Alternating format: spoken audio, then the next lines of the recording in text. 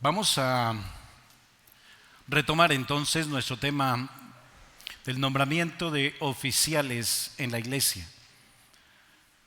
Y ya hemos avanzado en varios aspectos y hemos arribado a los requisitos y calificaciones.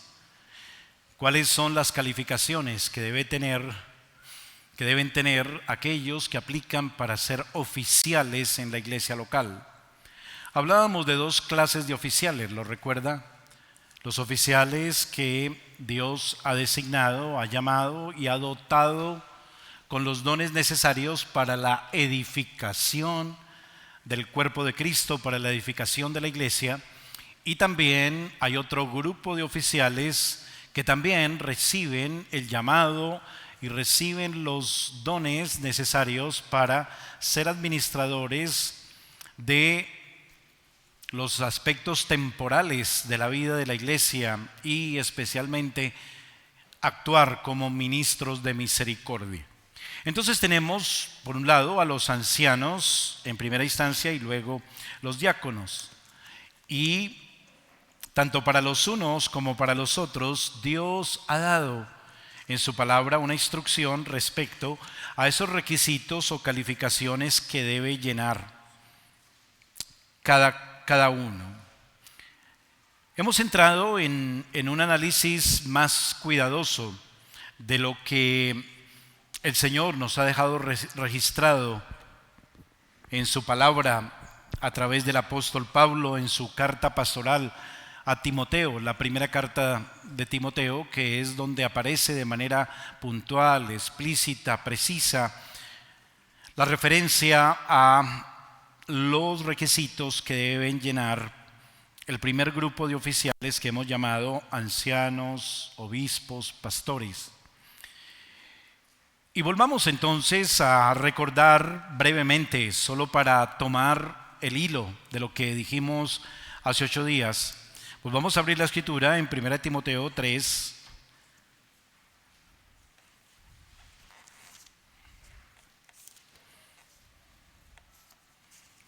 Dice el texto, palabra fiel, si alguno anhela obispado, buena obra desea. Dijimos que estas eran palabras fieles, es decir, que son palabras solemnes, son palabras importantes dadas por Dios acerca de este aspecto, de los requisitos de los oficiales. Y dice también que si alguno anhela obispado, buena obra desea. Dijimos que se dirige a alguno y hablábamos como este alguno es un adjetivo masculino que también nos dice entonces de primera mano que va dirigido estos requisitos, esas calificaciones a varones. Pero también dice, si alguno anhela obispado, y hablábamos del obispado entonces como ese trabajo, esa función, esa dignidad que también tienen aquellos que están a cargo de la edificación espiritual de la vida de la iglesia. Y entonces entramos a analizar y dijimos que el que anhela obispado, buena obra desea. Es decir, una obra buena es una obra correcta, es una obra apropiada, honorable, bella, preciosa. Es un trabajo excelente, es un trabajo especial. Y entramos en los requisitos explícitos en segundo lugar. Y dijimos que el texto también nos habla de que si alguno anhela el obispado, y dijimos que anhelar el obispado debe ser tenido también como un requisito, como una calificación. Debe haber un llamado, debe haber una carga en el corazón. ¿Recuerda? Anhelar es un término que significa estar ansioso, desear, añorar, desmayar, desear de manera vehemente. Y en segundo lugar dijimos que El texto nos lleva entonces, en el versículo 2 dice, pero es necesario que el obispo sea irreprensible. Entonces dijimos que el hombre que aplica para este obispado debe ser irreprensible. Y ahí dejamos, ¿verdad? Es necesario que el obispo sea irreprensible. Quisiera que nos detuviéramos solo un poco en el término necesario. Note que dice es necesario, sirve como un preámbulo. Es necesario. La palabra traducida es necesario significa algo apropiado, algo que tiene que ser, algo que no se puede evadir. Es algo indispensable. Es necesario. ¿Qué es necesario? Que el obispo sea irreprensible. Permítame llevarle al capítulo 5 de esta misma primera de Timoteo, versículo 7. Dice, manda también estas cosas para que sean irreprensibles. Otra vez está el mismo término. Así que Pablo usa esta expresión no solamente aquí en el capítulo 3 que estamos viendo de las calificaciones para los oficiales, sino también en toda su carta. Y aquí está hablando de las viudas. Dice que las viudas deben ser irreprensibles. Y el capítulo 6, el versículo 14, dice que guardes el mandamiento sin mácula ni reprensión. Ahí está el mismo término, donde aquí se traduce ni reprensión, es decir, irreprensible. Que guardes el mandamiento sin mácula o de manera irreprensible hasta la aparición de nuestro Señor Jesucristo. Así que el término, vuelvo a decir, es un término que está a través de la carta, por lo menos se usa de manera directa en estas tres oportunidades.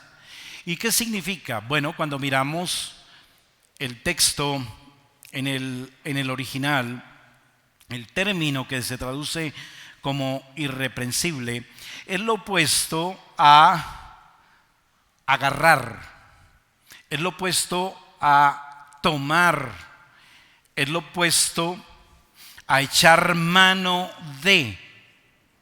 Entonces, es una palabra que nos está presentando una idea amplia. Agarrar, atrapar, echar mano de. Y también vemos que se usa en otros contextos en el Nuevo Testamento. Por ejemplo, en el Evangelio de Mateo, en el capítulo 14, versículo 31, aparece también el uso del término. Al momento Jesús, dice el verso 31, extendió la mano y asió de él. Esa expresión agarrar, echar mano, es el mismo término irreprensible que se traduce aquí en Timoteo. En esencia, el hombre en vista, el hombre que debe llenar esas cualidades para ser obispo, debe ser alguien que no se pueda sorprender o que no se pueda agarrar en ciertas faltas, en ciertas fallas. Por eso es necesario que sea irreprensible. Es necesario que no se pueda agarrar, que no se pueda comprobar, que no se le pueda tomar de tal manera que se ha reprendido en alguna falta. No debe haber causa entonces para agarrarle en una falta propiamente dicha.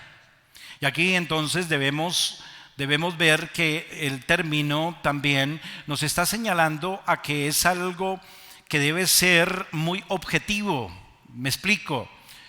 En cierta forma, las personas o la iglesia puede tener opiniones subjetivas acerca de un candidato para el oficio de obispo, ¿sí?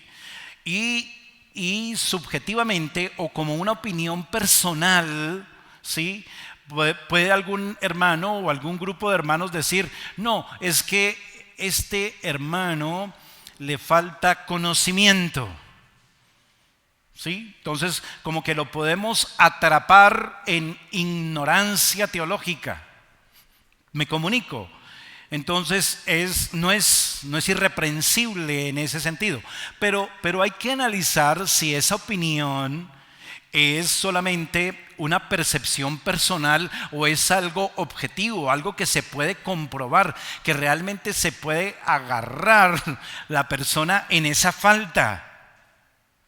Ya me comunico, me hago entender, hermanos.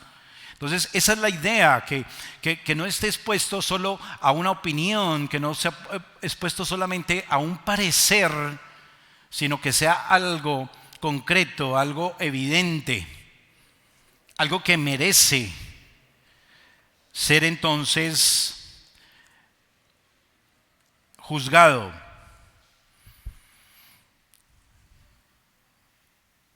En otro sentido, podemos decir, a manera de sinónimo, que esta palabra irreprensible también la podemos asimilar como irreprochable. Un obispo entonces dice, es necesario que el obispo sea irreprensible. Entonces, volviendo a nuestro texto de Timoteo, dice el texto, pero es necesario que el obispo sea irreprensible, y se inicia un listado de calificaciones, lo cual nos permite concluir que el obispo debe ser alguien que llene adecuadamente todo el listado de las siguientes características que se mencionan de ahí en adelante. Marido de una sola mujer, que críe bien sus hijos, etcétera, etcétera, etcétera. Entonces, eso nos está aclarando y nos está diciendo en qué sentido debe ser irreprensible, que llene entonces esos requisitos. Esas calificaciones toman en cuenta tanto virtudes, es decir, aspectos del carácter, como también tocan diferentes áreas prácticas del oficio del hombre. Entonces, hay varios aspectos que involucran ese listado de calificaciones, tanto carácter como capacidad en el oficio. Dicho de otra manera, las gracias requeridas para el oficio y también aspectos de la vida del hombre, su vida personal, su vida eclesiástica, su vida pública, su vida familiar. Así que, según la providencia de Dios, deben estar presentes de una manera adecuada, si me permite decirlo así, o mejor, en la medida suficiente y aprobada, cada una de estas calificaciones o características que conforman un todo irreprensible. Me explico. No se trata de esperar que la persona o el candidato que se está evaluando, que aplica para este oficio de obispo, tenga estas calificaciones ya en pleno desarrollo y perfección absoluta. Si buscamos a un hombre que tenga todo en una perfección absoluta, ¿lo encontraremos? Porque bueno, no hay ni uno solo. Pero sí se espera que sea en una medida suficientemente aprobada. No calificaciones totalmente perfeccionadas. Incluso algunos dicen deben estar presentes de una manera seminal y de una manera aprobada y satisfactoria. ¿Por qué? Porque muchos hombres han mostrado en la iglesia, y hay muchos ejemplos a través de los siglos, que son nombrados obispos teniendo sí la presencia de todas estas calificaciones de una manera aprobada, pero van madurándolas, van desarrollándolas y van perfeccionándolas en el camino, en la medida en que van creciendo en la experiencia y en el trabajo. ¿Me comunico? Entonces no podemos esperar a que ya lleguen a esa meta máxima, porque si no, no sería posible nombrar a ninguno, ¿no? Entonces algunos dicen, no, pero pastor, usted enseñó que tienen que ser irreprensibles, y entonces nos imaginamos ya que ha llegado a un punto climático de total perfección, tanto en el aspecto de carácter como también en la capacidad para desarrollar, o los dones para desarrollar su oficio o función, y resulta que no es esa la idea. Así que debemos tener en mente este aspecto. ¿Por qué? Porque así es que lo presenta nuestro texto como un preámbulo para que tengamos entonces un acercamiento adecuado a cada una de esas características que se van a mencionar de ahí en adelante en este capítulo 3. Así que volviendo a nuestro texto, dice verso 2, pero es necesario que el obispo sea irreprensible, marido de una sola mujer.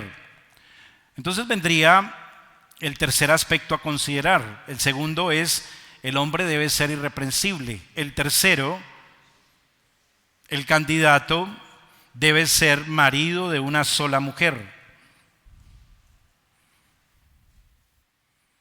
Es la parte en la cual se dice muchas veces que entonces el candidato a pastor debe haberse casado solamente una vez. Marido de una sola mujer. ¿Tiene que ver con eso? Es decir, que no sea viudo y vuelto a casar, entonces ya no califica, porque se ha casado 2 veces. ¿Será por ahí que se está inclinando esta calificación? ¿Significa que el pastor debe haber estado casado entonces solo una vez? ¿O simplemente que durante su vida esté casado con una mujer a la vez? ¿Eso sí? Con una sola mujer a la vez.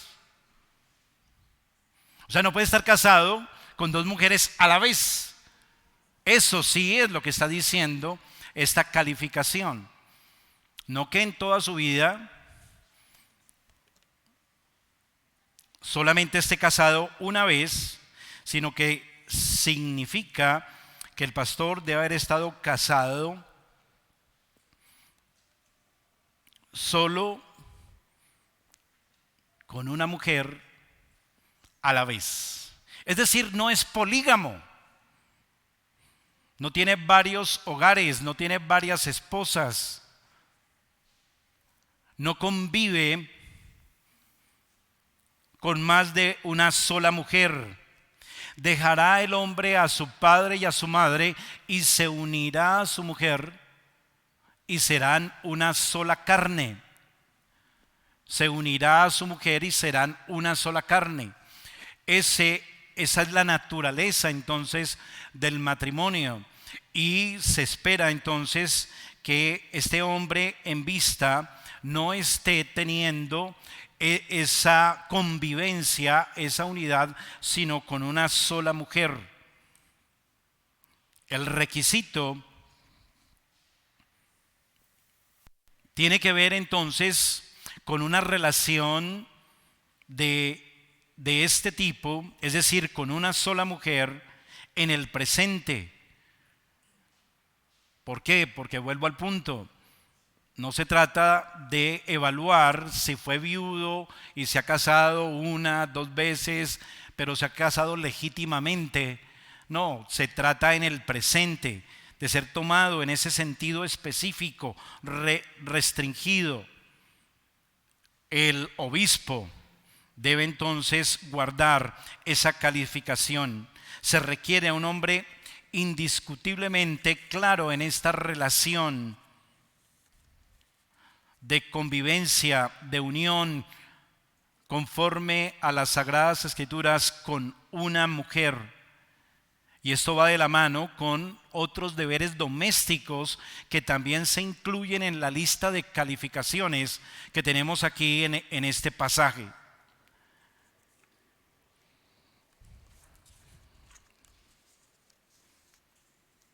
Más adelante volveremos a este punto, pero por ahora, según el texto, entonces dice, es necesario que el obispo sea irreprensible, marido de una sola mujer, y luego dice sobrio. Entonces vamos al cuarto aspecto, la cuarta calificación. El hombre en vista debe manifestar un carácter sobrio, prudente, es decir, un carácter consistente, de vida irreprensible en cuanto a su juicio, discernimiento y conducta.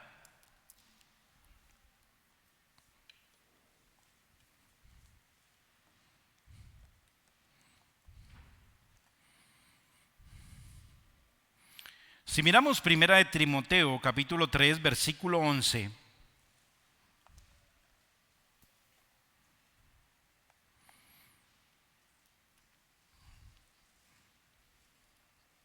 dice, hablando de las esposas de los diáconos, 3:11, dice, las mujeres asimismo sean honestas, no calumniadoras, sino sobrias. Aquí nuevamente el término se usa, sobrio. Es el mismo que encontramos referente al obispo. Y en Tito capítulo 2, versículo 2, dice que los ancianos sean sobrios, serios, prudentes, etcétera, etcétera. Ahora, pensemos un poquito qué implicaciones hay en este término sobrio.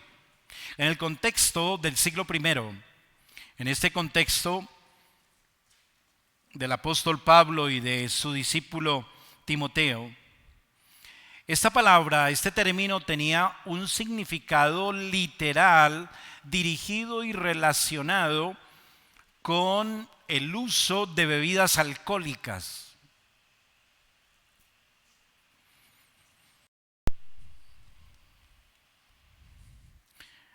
Así que en su significado literal tiene que ver con abstención de vino y su resultado,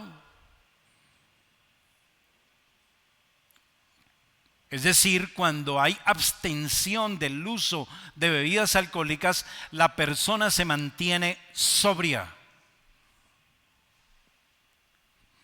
bajo control, dueña de sí misma. En otras palabras, muestra un juicio sano.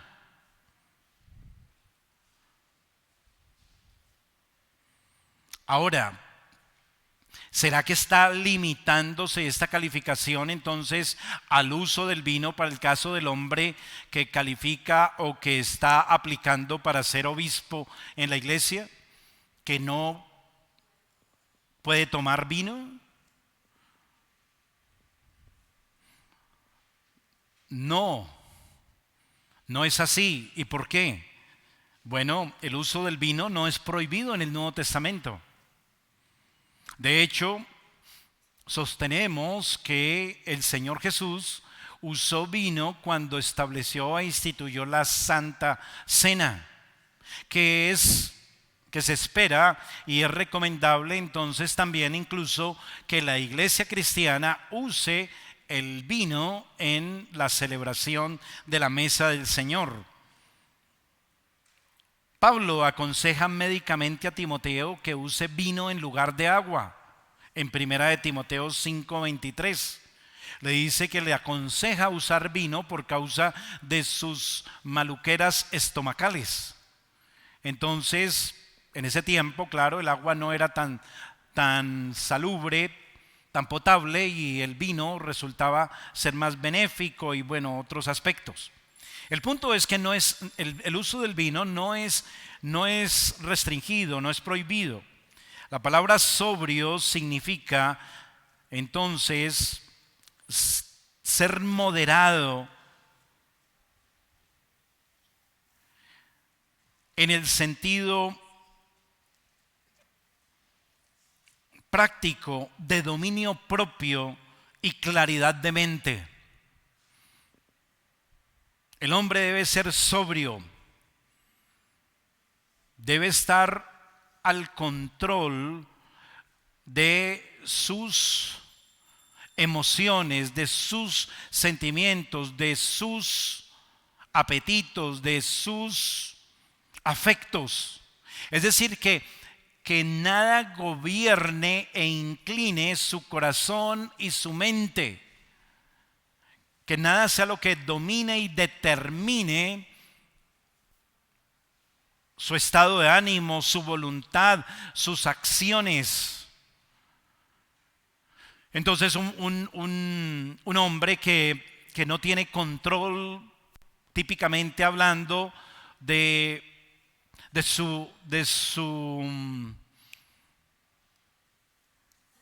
su carácter, fácilmente se deja llevar de la ira, se deja llevar del mal genio, no tiene control, se torna fácilmente explosivo, se torna fácilmente iracundo. Es alguien que no tiene bajo control ese aspecto de su vida. Un hombre que come desmedidamente, que pone en riesgo su salud, no tiene control sobre sus apetitos. Entonces, en ese sentido, estamos hablando de alguien moderado, de alguien que tiene dominio propio, que tiene claridad de mente. El pastor que está o el candidato que puede ser muy susceptible a la codicia. Entonces, ¿qué pasa con un pastor que es susceptible a la codicia? Va a ver en la iglesia todo como oportunidades. ¿Para qué? Para beneficiarse y alcanzar lo que su corazón codicia. Entonces, de manera velada y disfrazada, entonces va inclinando la iglesia para que entonces ese pastor pueda alcanzar lo que codicia. ¿Por qué? Porque está dominado por esa codicia. Pero el hombre, el candidato, debe tener dominio propio, claridad de mente.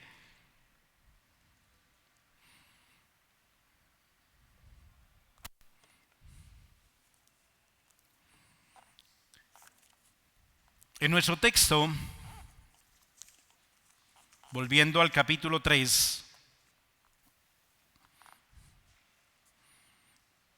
sigue diciendo prudente y decoroso, prudente y decoroso. Parece ser que estos dos aspectos están íntimamente ligados con la sobriedad, con ser sobrio. El hombre sobrio, el hombre que está al control de sus emociones, de sus afectos,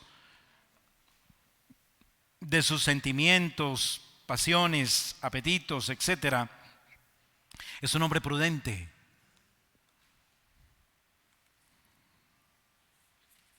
Tiene un juicio sano. Es moderado, es templado.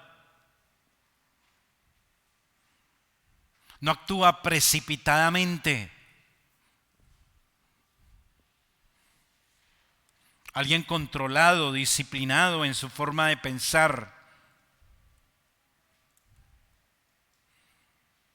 Veremos, Dios mediante, en la próxima clase usos de esta misma palabra, de este mismo término en otros contextos que nos darán luz acerca de esta palabra, de este término, de esta calificación también para el obispo.